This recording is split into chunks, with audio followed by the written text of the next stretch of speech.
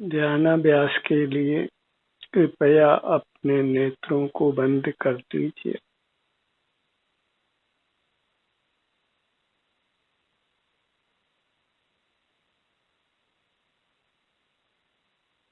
नेत्रों के विषय रंग में सुख नहीं है।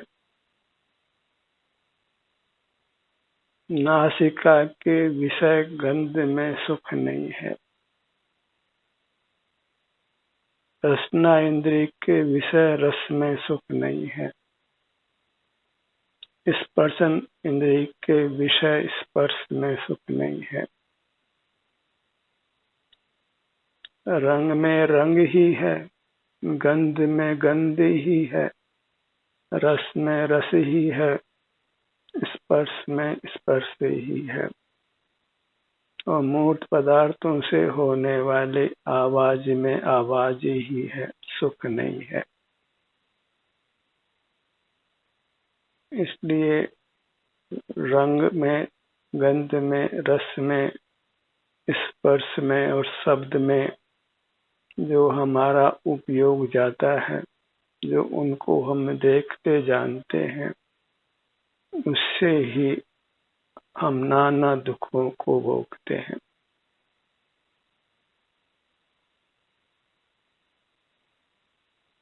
क्योंकि यह हमारी विपरीत चेष्टा है। सुख के लिए सुख वाली वस्तु का अनुभव नहीं कर, जो सुख से रहित है उन पदार्थों से सुख पाने की चेष्टा करना। बालू को पेल कर तेल पाने की चेष्टा में दुख की ही प्राप्ति होती है, तेल की प्राप्ति नहीं होती। ऐसे ही रंग वाले, गंध वाले, रस वाले, स्पर्श वाले पदार्थों को विषय करने से दुख की ही प्राप्ति होती है, सुख की प्राप्ति नहीं होती। और हम यही काम करते हैं, मूर्त पदार्थों को देखना, सूंघना, चखना और छूना, उनसे होने वाली आवाज, शब्द को सुनना। इस प्रकार विपरीत चेष्टा करके हम सुखी होना चाहते हैं और उसके दंड स्वरूप ही हम जन्मते और मरते हैं। और फिर जन्म और मरण का कारण दूसरों को मानते हैं और उनसे वृथा ही राग द्वेष करते हैं।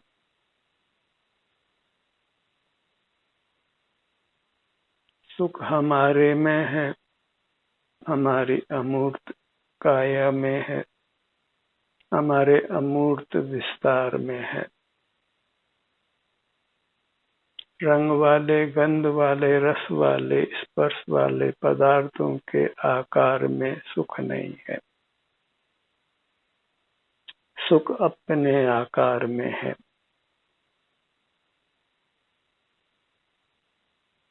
इस प्रकार मूर्त पदार्थों से विमुख रहकर अपने सन्मुख रहना है, तभी हम सुख को पा सकते हैं, जन्म मरण से मुक्त हो सकते हैं। इतनी सी बात हमारे समझ में नहीं आती है कि रंग वाले पदार्थों में रंग ही है, सुख नहीं है। गंध में गंध ही है, सुख नहीं है। रस में रस ही है, सुख नहीं है। स्पर्श में स्पर्श ही है, सुख नहीं है। शब्द में शब्द ही है, सुख नहीं है। मूर्त से इन्हीं को हम जान सकते हैं, सुख नहीं पा सकते। पांचों इंद्रियों का उपयोग हमको संसार उत्पन्न करता है और यह संस्कार अनादि का है, जिसको हमने तोड़ना है। शराब पीने वाले को हम बुरा जानते हैं, जुआ खेलने वाले को हम बुरा जानते हैं और बाहर की नाना कुचेष्टाओं करने वालों को हम बुरा जानते हैं। और हम अपनी ही बुराई को नहीं जानते, जो सब उन बुराइयों की जनक है। अपना मूर्त पदार्थों को विषय करना, उनसे सुख की आशा रखना, उन्हीं का नाना प्रकार से सेवन करना, उनका अर्जन करना, रक्षण करना और भोगना, ऐसी विपरीत चेष्टा ये अपने को ज्ञान वाला मानकर जीव करता है।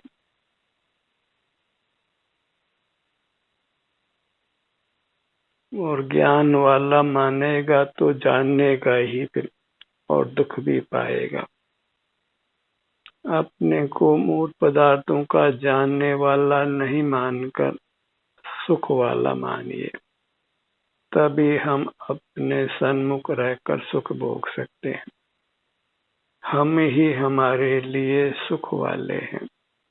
जीव ही सुख धर्मी है और अन्य जीव तो दिखाई भी नहीं देते हैं, और उनको जो भी कुछ सुख दुख होता है वह हमारे अनुभव में नहीं आता है, और हमको ही अपने सन्मुख होना है। कोई दूसरा हमको हमारे सन्मुख नहीं कर सकता है। तो किसी भी प्रकार से पर पदार्थों की उपयोगिता नहीं है, कुछ भी परिग्रह करना योग्य नहीं है, यदि हमको अपने सन्मुख रहना है। अपने सन्मुख रहने में सारा बाह्य जगत है वह विघ्न उत्पन्न करता है, बाधा उत्पन्न करता है, अंतराय स्वरूप है।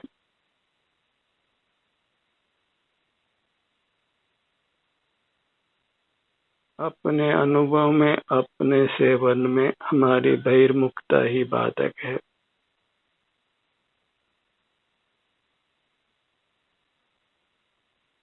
और बहिर्मुखता के साथ हमारा भ्रम साथ में चलता है। बाह्य विषयों से सुख होने की बुद्धि, जड़ पदार्थ सुख स्वभावी नहीं है, इसलिए उनमें सुख बुद्धि छोड़ना है। वे स्पर्श रस गंध वर्ण स्वभावी है, सुख स्वभावी नहीं है, इसलिए उनके स्पर्श रस गंध वर्ण को जानने में सुख की प्राप्ति नहीं है, दुख की प्राप्ति है। और ऐसे मूर्त पदार्थों के आकार को भी नहीं जानना है, क्योंकि उनके आकार में सुख नहीं है। अपने आकार में, अपने विस्तार में ही सुख है, इसलिए अपने विस्तार के सन्मुख रहना है।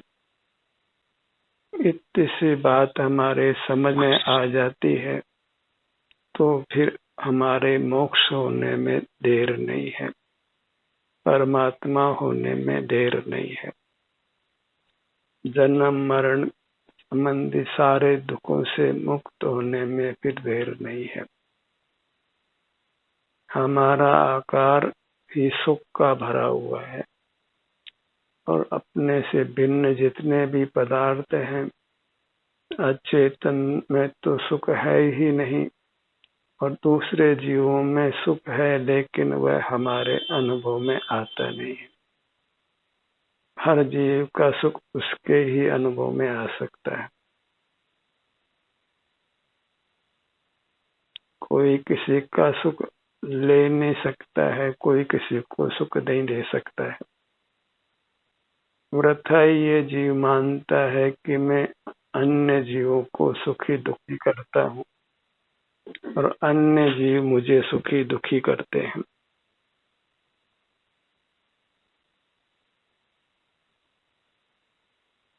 जीव स्वयं को ही अपने सन्मुख कर सुखी करता है, और पर के सन्मुख करके अपने को दुखी करता है। पर सन्मुख रहने वाले जीवों को दूसरा कोई सुखी नहीं कर सकता है, और स्वसन्मुख रहने वाले जीवों को कोई दूसरा दुखी नहीं कर सकता है। पर सन्मुख रहने वाला जीव ही स्वयं को दुखी करता है और स्वसन्मुख रहने वाला जीव ही स्वयं को सुखी करता है। परस्पर एक दूसरे पर कोई अधिकार नहीं है, कर्तृत्व नहीं है। इसलिए अन्य संसारी जीवों के सन्मुख रहने में भी कुछ भी सार नहीं है, सिवाय राग द्वेष की उत्पत्ति के, दुखों की उत्पत्ति के। सुखी होना है तो केवल हमें अपने सन्मुख रहना है, क्योंकि हम ही सुख के बने हुए तत्व हैं। अपने विस्तार के, अपने आकार के ही सन्मुख रहना है, स्वसन्मुख रहना है। यही एक सुखी होने का मार्ग है और यही धर्म है। यह अलग बात है कि लोक में यह धर्म के रूप में प्रसिद्ध नहीं है। लोक में तो शास्त्र ज्ञान अर्जित करना और अन्य नाना क्रियाकांड करना ही परोपकार आदि, दया आदि धर्म के रूप में प्रसिद्ध है। और धर्म तो वास्तव में अपने सन्मुख रहने रूप है, जगत से विमुख रहने रूप है।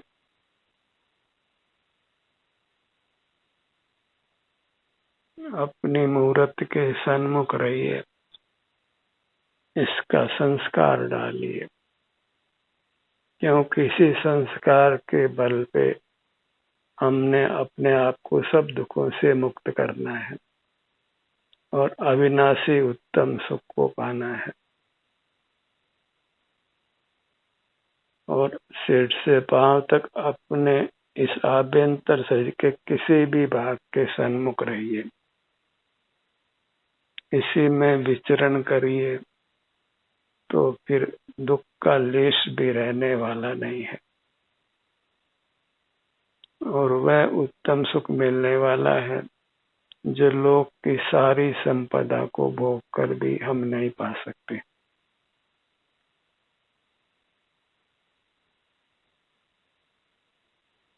अपने सन्मुख होकर अपने में ही ठहर जाना है।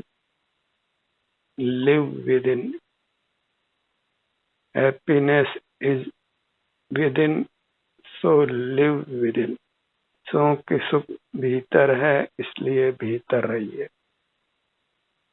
सुख बाहर नहीं है, वस्तुओं में नहीं है, इसलिए बाहर मत देखिए। Joy is not in things, so don't see the other things.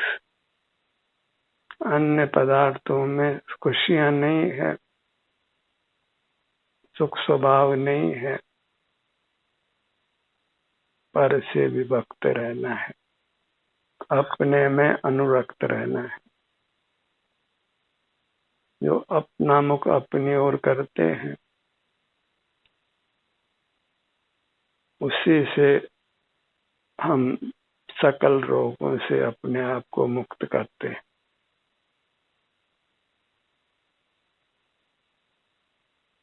और इसमें किसी बाह्य पदार्थ का अवलंबन नहीं है।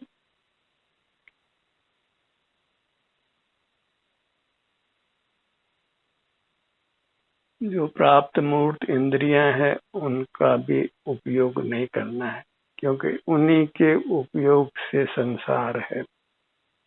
जन्म मरण आदि नाना दुख हैं, तो जो मूर्त इंद्रियां प्राप्त है, उनके उपयोग से परहेज करना है।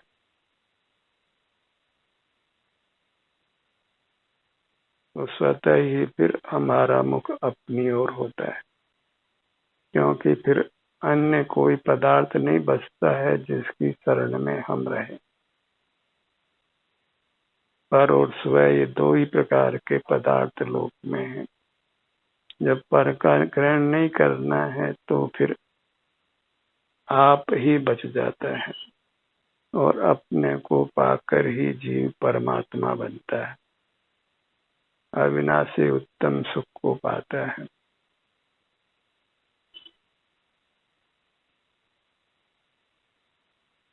अपने ध्यान को अपने सिर के भाग पर लाइए।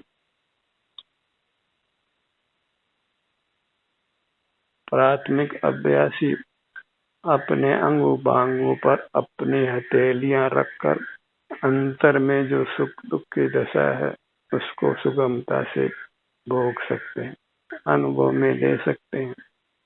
इस प्रकार बाह्य पदार्थों के परिग्रह से अपने को बचा सकते हैं। जब अपना मुख अपनी ओर होता है तो हम पर पदार्थों का सेवन नहीं करते और पर पदार्थों का सेवन करने का हमको अधिकार नहीं है। जितना भी हम पर पदार्थों का सेवन करते हैं उसके फल में हमको दंड ही भोगना पड़ता है, नाना दुखों को भोगना ही पड़ता है।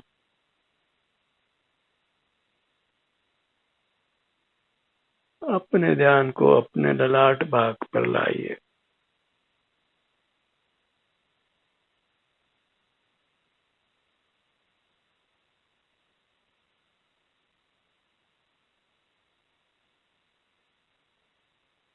ये सब हमारे स्वरूप के ही भेद हैं।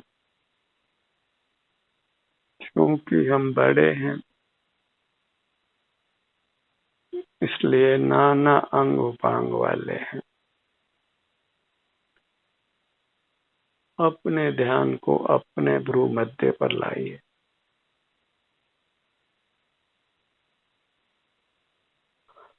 और प्रयोजन स्पष्ट होना चाहिए कि अपने ही भागों में अंग उपांगों में सुख है, क्योंकि वे ही सुख के बने हुए हैं। इसलिए उनके सन्मुख होकर ही हम उत्तम सुख का अनुभव कर सकते हैं, जो स्थायी भी रहता है। थोड़े काल की सन्मुखता भी हमें बहुत काल तक सुख देती है।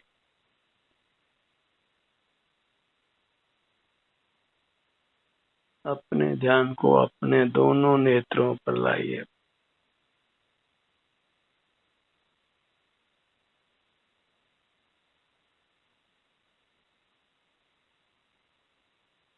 अपना मुख अपनी ओर करने के साथ यह भी अच्छी तरह निर्धार रखिए कि बाहर मूर्त पदार्थों में सुख स्वभाव नहीं है, उनमें सुख नहीं है। उनके रंग में, गंध में, रस में, स्पर्श में, उनसे होने वाली आवाज में सुख नहीं है।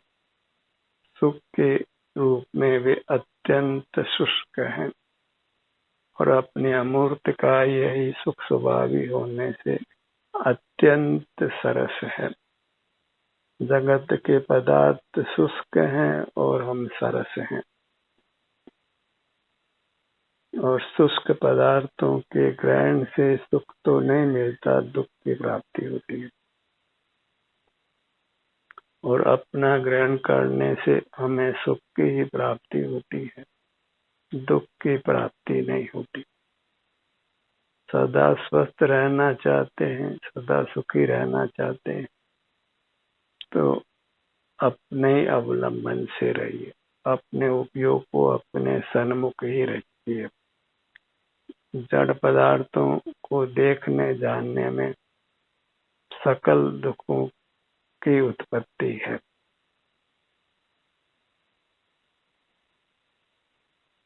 बाहर की धन संपदा ही हमारे चिदतन के नष्ट होने में निमित्त होती है। उनका लक्ष्य करने से ही हमारा सुख नष्ट होता है।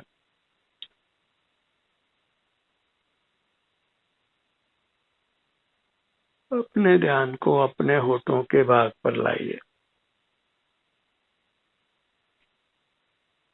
जब हम ही सुख स्वभावी हैं तो हमें अपने में ही ठहर जाना है, अपने से विमुख बिल्कुल नहीं होना है।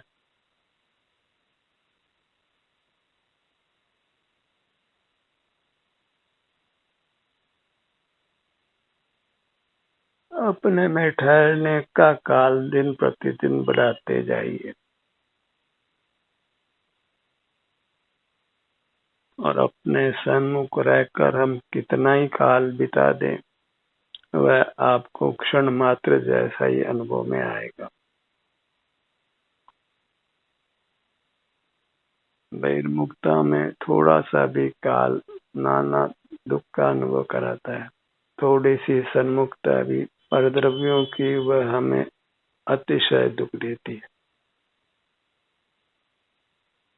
फिर वह परद्रव्य कोई भी क्यों न हो, परद्रव्यों में ही अच्छे बुरे का भेद ज्ञान हम करते आए हैं। भेद ज्ञान हमको परद्रव्य और स्वद्रव्य में करना है। पर में भेद ज्ञान करने से कोई मोक्ष मार्ग की किंचित भी प्राप्ति नहीं होती।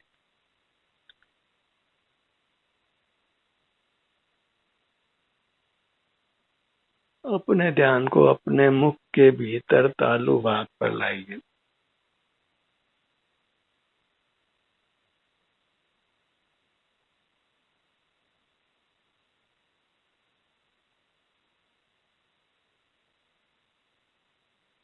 पूरा मुखमंडल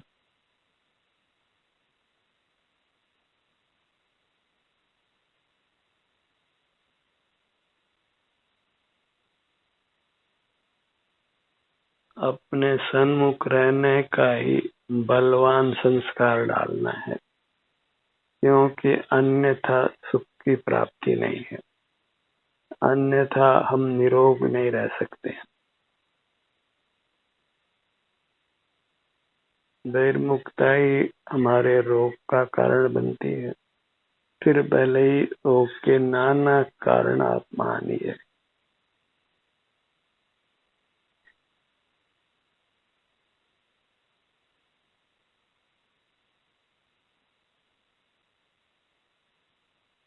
अपने ध्यान को अपने सीने के भाग पर लाइए।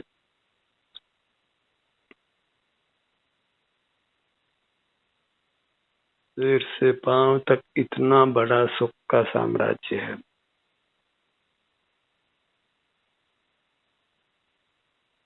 हमारा ये चिद शरीर ही वास्तव में परमात्मा की मूर्त है। देव दर्शन करना हो तो अपने सन्मुख हो जाइए।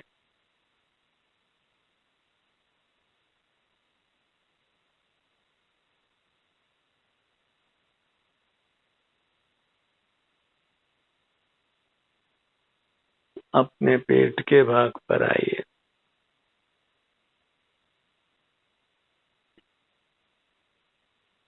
हर भाग की सुख दुख की दशा का अनुसंधान कर उसको भोगिए।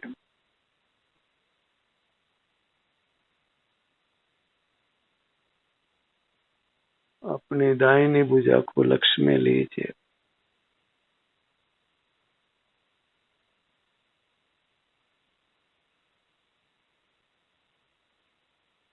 हथेली के भाग को अनुभव में लीजिए। अंगुलियों के अग्रभाग पर अपने ध्यान को लाइए।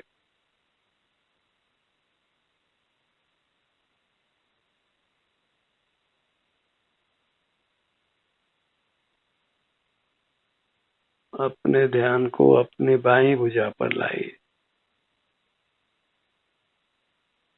बाईं हथेली पर अपने ध्यान को लाइए।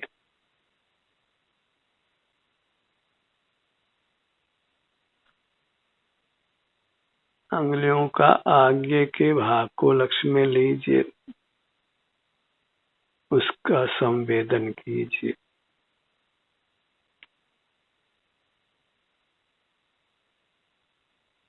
अपने ध्यान को अपने पीठ पर लाइए। नीचे कमर का भाग,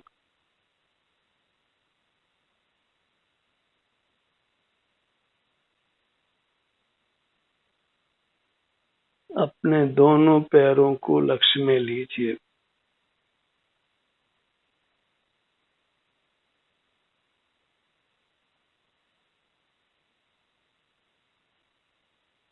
में सन्मुख रहकर ही जीव महान आनंद निधि की कमाई करता है और फिर उस आनंद को भोगता है।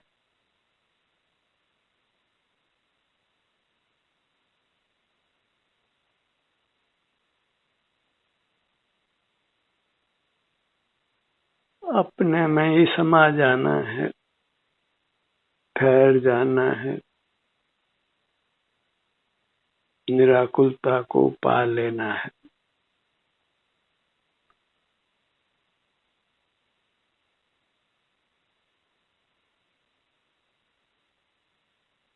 सुखार्थी जीवों को स्वावलंबन की ही शरण है, क्योंकि आप ही सुख स्वरूप है, कहीं बाहर सुख नहीं है।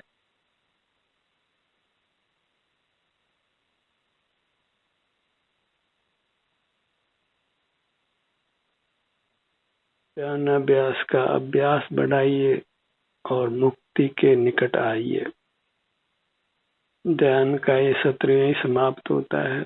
आपकी सहभागिता के लिए धन्यवाद।